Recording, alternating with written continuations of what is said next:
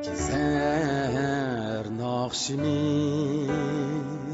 her yanni sadası yanrıtı. Assalamu alaikum, qarindaşlar, qanday ahvalinglar, tinchlikmi? Men Mehmetcan Qurbandan malak o'tliq salom. Bugungi leksiyamda shu rak to'g'risida badanimizning har qaysi a'zolarida har xil raklar paydo bo'ldi. Shu to'g'risida ozroq tushuntirish beray deb o'yladim. Ko'pincha o'ylamda rak desaklam haqiqatan yaxshi xiyol bo'lmaymiz. Shunga buni qisqa bir hesapda cho'ng dairada tunishtirib o'tay deb o'yladim. Hamda badanimizniki shu tuzilishi böyle bilishimiz natayin ham shunday o'smi qisqa qilib uniki shu rak hujayralarniki paydo bo'lishi sababi, undan keyin turlari degandeklarni tushuntirib o'tay dedim.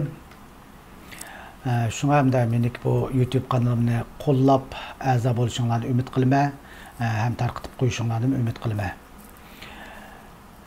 Hamda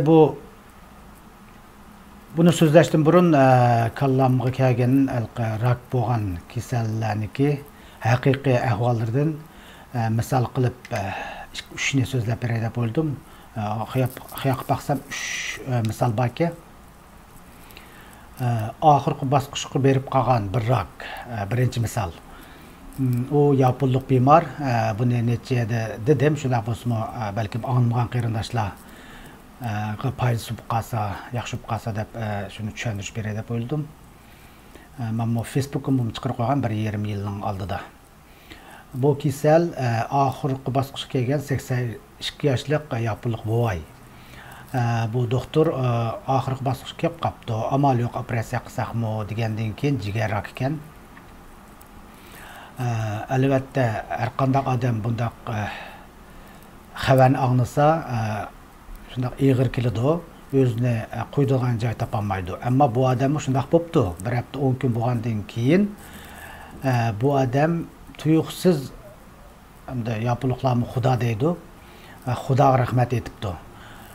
Qanday rahmat etibdi degan chaqda Xudoyim rahmat, buni o'ylasa, buni anglasanglar qachon kulkilik hisoblanadi har qanday odamga.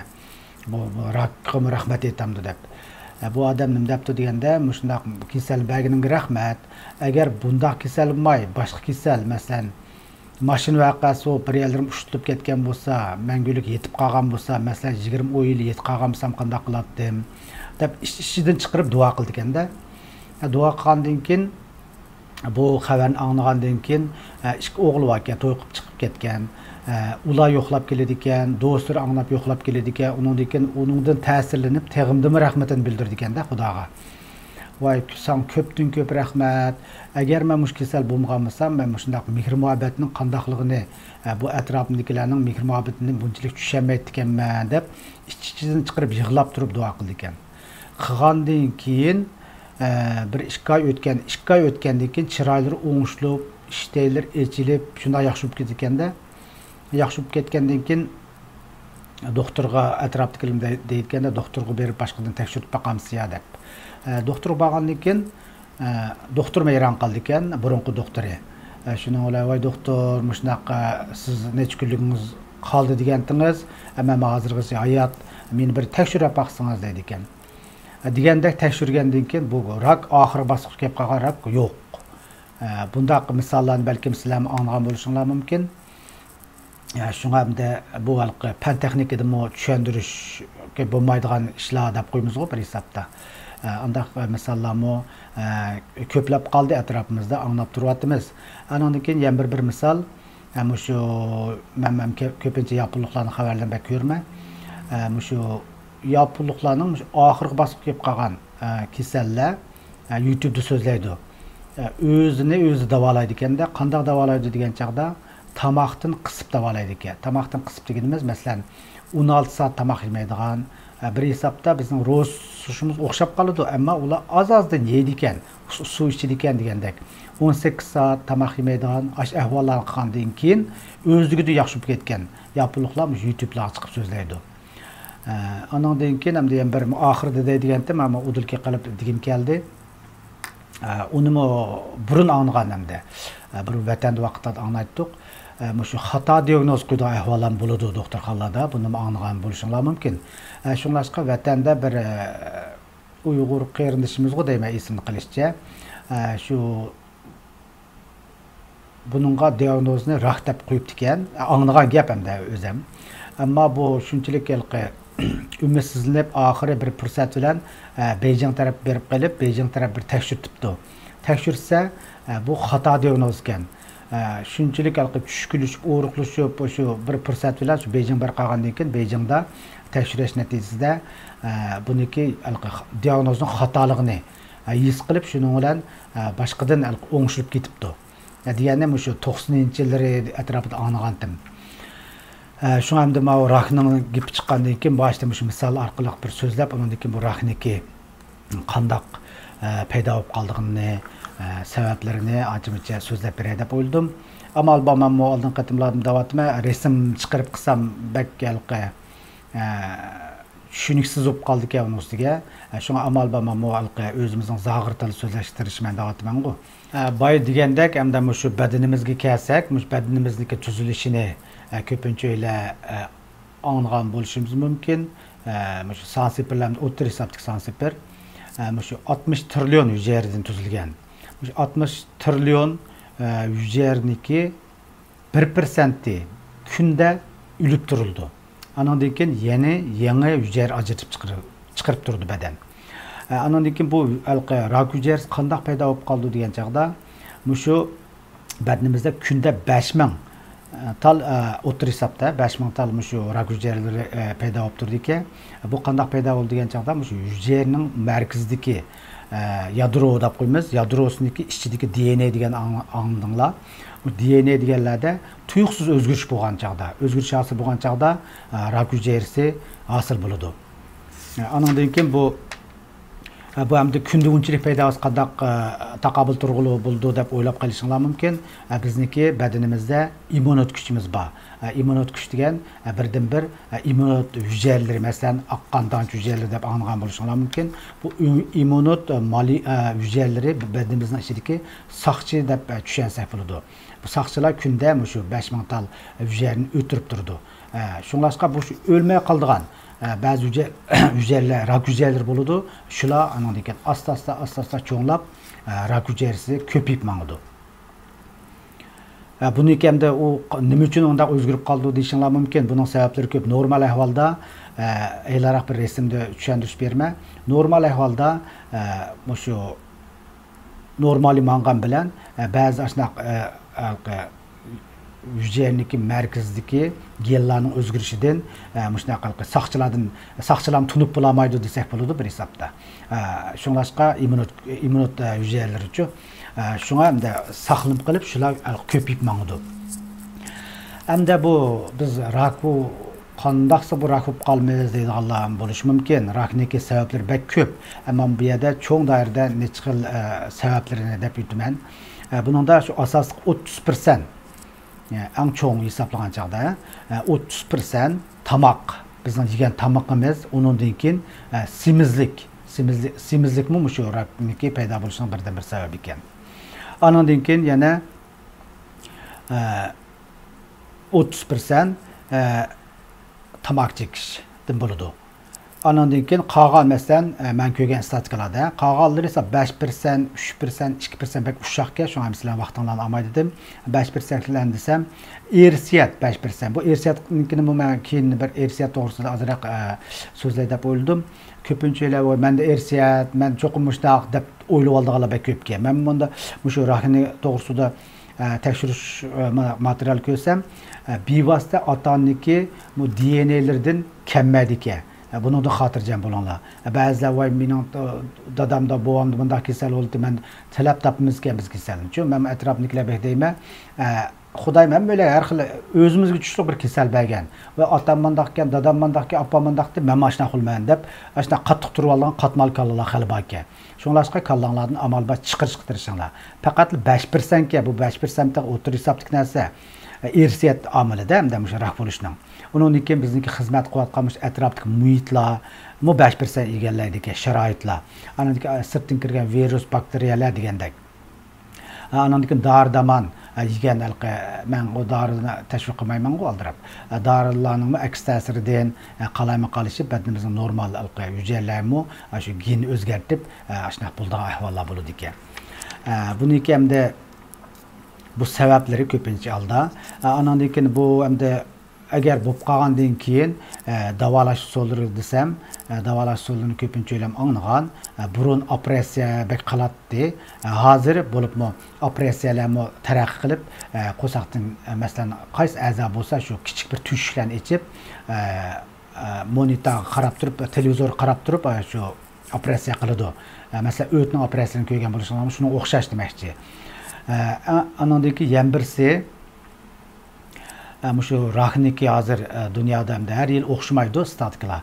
Shu erlarda qaysiroq turi ko'p, ayollarda qaysiroq turi ko'p degan chaqda erlarda maz bezi raki ko'p. Ya'ni Xitoy degan chaqda cheleshan ko'pincha o'qimaymiz hamda maz bezi degan gaplarni anglamaganlar ko'pkan men dedi. Andan keyin ayollarda ko'krak raki, andan keyin baliyat raki, yana baliyatquning bo'yin raki ko'p o'tibdi bu yildan boshlab statikadachu. Andan keyin shu rak hujayralari masalan baldur bayqisa davolanish yaxshi degan gaplarni ko'p anglab turmiz.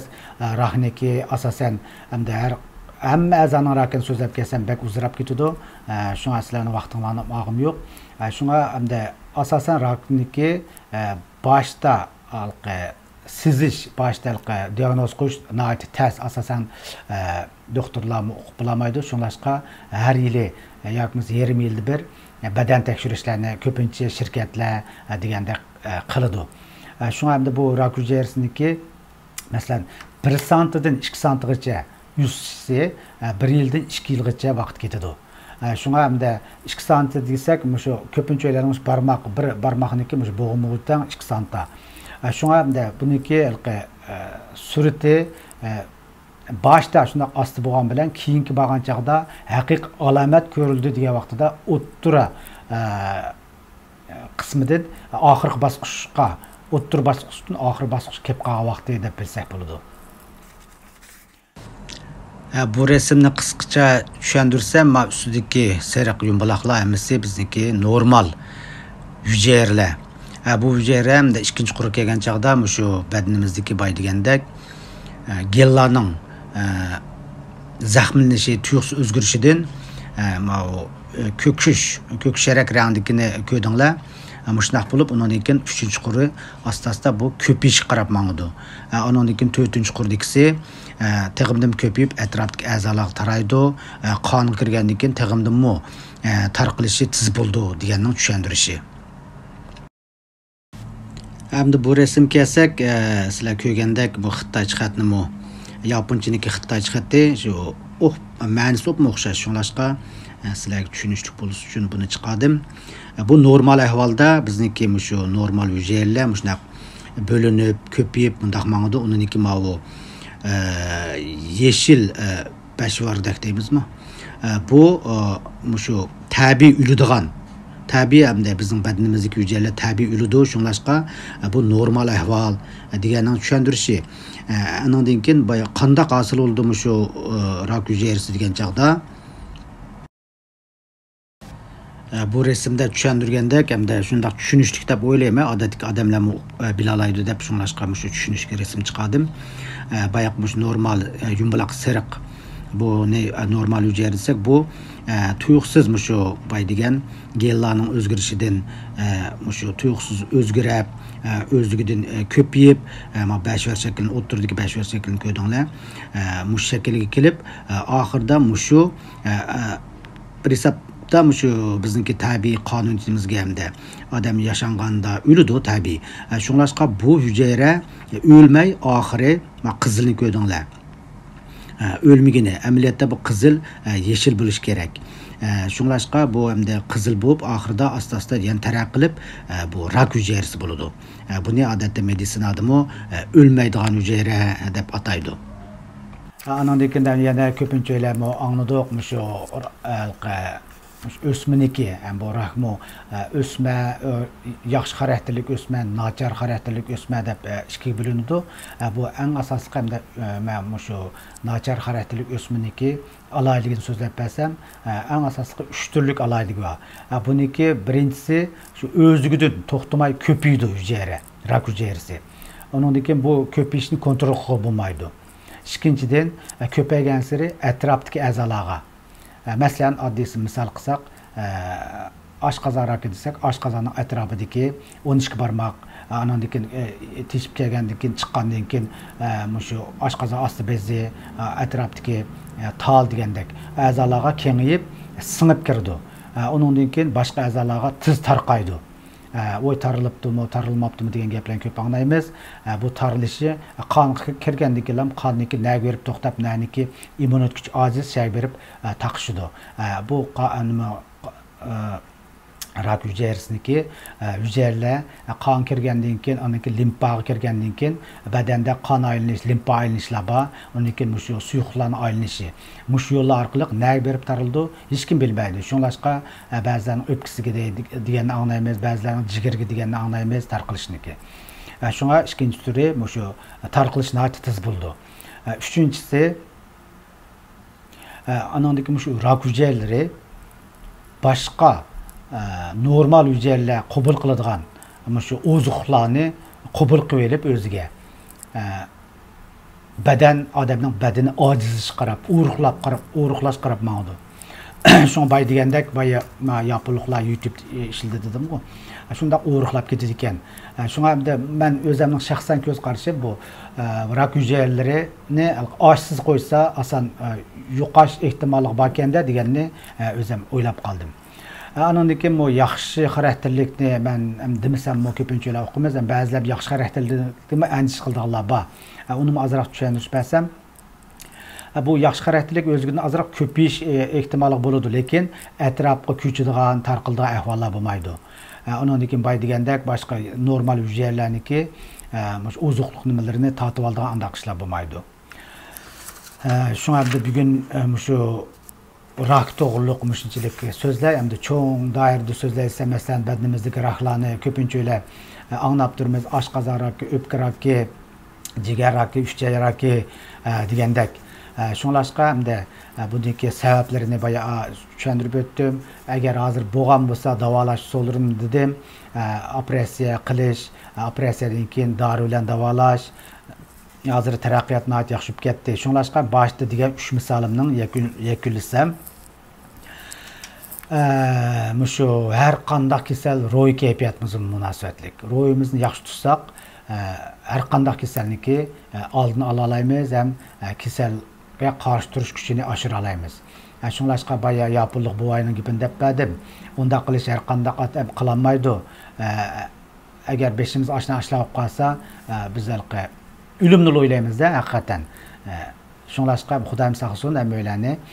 Shunga agar bo'lib qolgan bo'lsak, ya'ni o'zimizda o'lmagan jon umid bor deb har xil usullarni qilib baqsak, meningcha cho'qim har qanday kasalning dorisi bor degandek, cho'qib har qanday ish yaxshi bo'lib ketadi deb o'ylayman. Bu damsa manglarning har vaqt xayrlik bo'lsin. Xayr xo'sh.